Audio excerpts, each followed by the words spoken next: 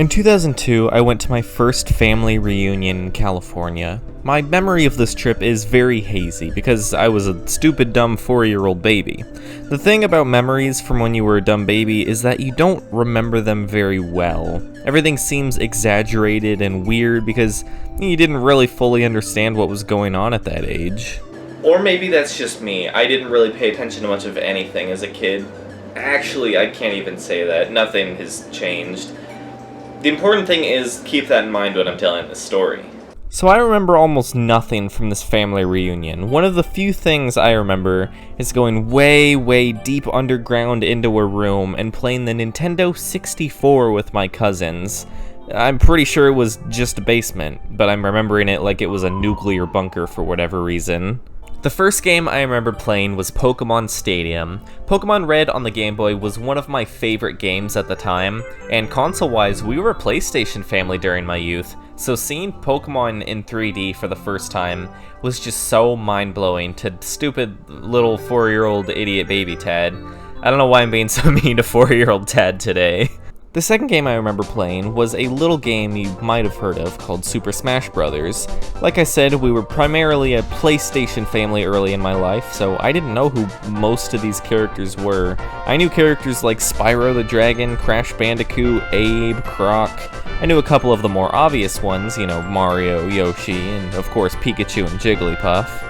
I thought it was so incredibly cool seeing the Pokemon characters in Smash, and I wanted to play as one of them so badly, but Baby Time Tad could not figure out how to change the character, so I was stuck playing Donkey Kong for the entire session. Now, this was my first time playing any sort of fighting game, so I didn't really know what was going on, but Donkey Kong was killing it. I was pretty much just button mashing, but I was doing pretty good. Anyway, since I was a dumb baby at that time, I would completely forget about this game until years and years later.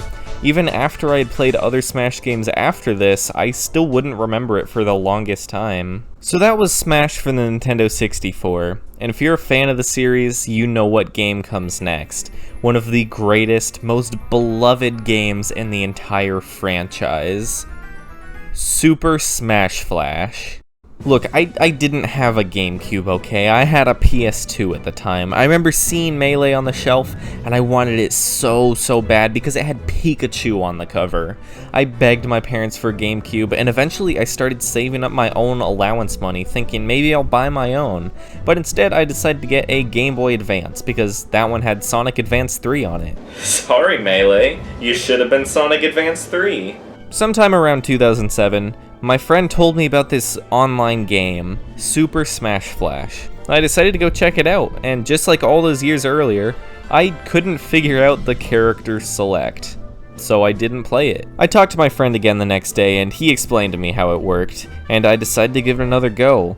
And I loved it. In hindsight, the game is pretty janky, but 9 or 10-year-old Tad didn't care.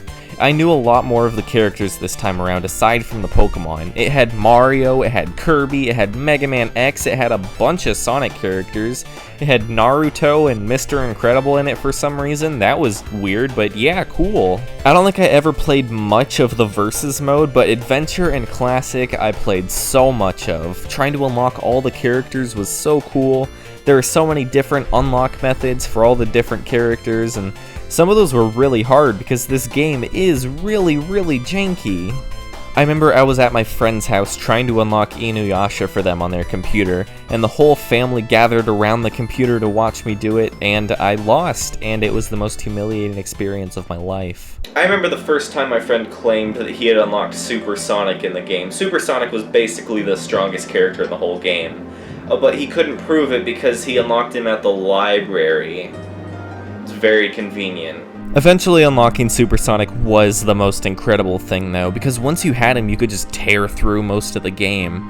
Super Smash Flash was just so much fun back in the day. The next main game in the series was Super Smash Bros. Brawl, and I knew about this game prior to its release, and I thought it looked so cool, but never actually got to play it until a few years after its release. But finally, on April 24th, 2010, I got a used copy of Brawl from GameStop, and I don't know how they did it, but somehow it was even better than Super Smash Flash. Yes, that was the first thought that went through my head when playing this game. I know a lot of people didn't like Brawl because they thought it was inferior to Melee, which came before it, but to me, coming from Super Smash Flash, Brawl was a masterpiece. I actually got really into the competitive versus mode this time, now that characters had more than 4 moves and there were so many fun stages to choose from. I made so many custom stages, I spent so much time collecting trophies, I played through the story mode more times than I can count. Brawl was one of my absolute favorites on the Wii. And later when I really got into Project M and modding, it was like playing a brand new game. Around the time of Brawl's release is when I started to get a lot more active on the internet as well. And there was so much great quality fan-made stuff around Brawl at the time. Being young has never been this refreshing. I wonder what kind of joys await me in the world of Super Smash Bros. Brawl! Ha! Like I said, quality. But actually about a year before I got Brawl, I found Super Smash Flash 2. It was still really early on in development at the time, so I wouldn't get super into it until around mid-2010. I never really played much Brawl with friends, but we sure played Super Smash Flash 2 a ton. Whenever I went over to my friend's house, we would play this non-stop. I remember staying over countless times and just playing this game from around the time I got there, about 7 or so, all the way until 7 in the morning. That probably wasn't healthy, but who cares? Super Smash Flash 2 was a step up in every way from the first one. It played a lot closer to the official games like Brawl, only it was on the computer. It was so cool and would continuously get updates over time. I remember one time I was on vacation and we got back to the hotel room that evening, and I remember downloading the newest demo and playing it there in the hotel room. Sure, I was on vacation, but they added Pikachu to this demo. I had to play it. On April 15th, 2012, I downloaded the very first Super Smash Bros. Game on the Nintendo 64 from the Wii's Virtual Console. It was like all the memories came flooding back to me at once. The nuclear bunker, Pokemon Stadium, Donkey Kong. I never played much Smash 64 on Wii because I would rather play Brawl or Smash Flash 2, but it was nice being reminded of something I'd completely forgotten about. And on September 13th, 2014, I picked up Super Smash Bros. For the Nintendo 3DS from GameStop. I didn't really like it at first, but it definitely grew on me a lot over time. Smash Run was amazing, the online was actually playable unlike in Brawl, and I really got into the more competitive aspect of the game. I never really had a main in Smash before. I was really into playing casually and using the whole roster of characters with items on and all of that. But 3DS's For Glory mode really made more competitive play more accessible, even if it was far from perfect. I still never really had one main that I always played. I played a bunch of characters in rotation. Charizard, Rob, King Dedede, Corrin, Mewtwo, and Cloud were all so fun.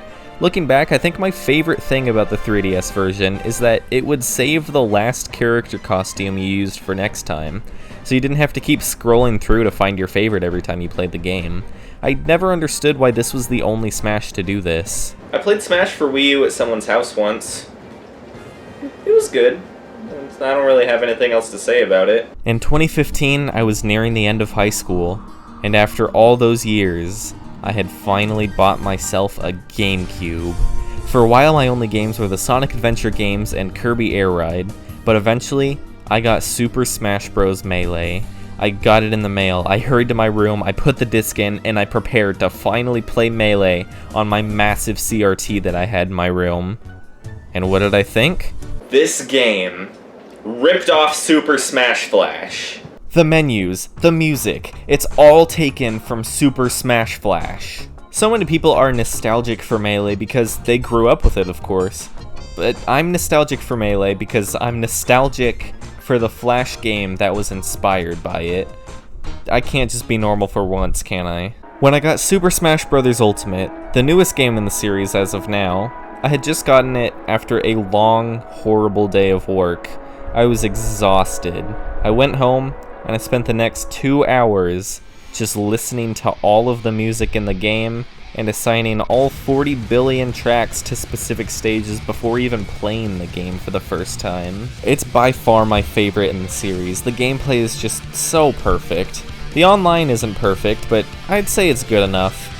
I can't tell you how many nights I've played with friends until 3 in the morning where I'm barely functioning and just rapidly spamming Zelda's neutral B attack, as opposed to when I'm playing at a reasonable hour where I'm fully awake and rapidly spamming Zelda's neutral B attack. And hey, Ultimate even has an easy way for me to save replays and put them on my computer to edit videos together, and it's so cool being able to combine two of my favorite hobbies like that. Who knows what the future holds for the Super Smash Bros. Series, but one thing is certain. I will play the games. I guess that's a note we're going out on.